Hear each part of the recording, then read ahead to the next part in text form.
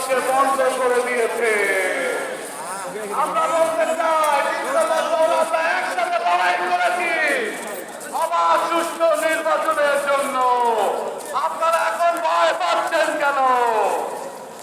আমরা দেখতে পাচ্ছি দীর্ঘ 40 বছর যাবৎ যে দলটির নেতৃত্বে এখন সম্মানিত নারী ছিল, তারা এখন নারীদের সম্মান করতে পারছে না।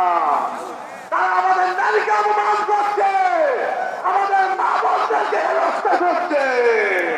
কি লজ্জা, কি লজ্জা! জুলাইয়ের পরে এই বিগত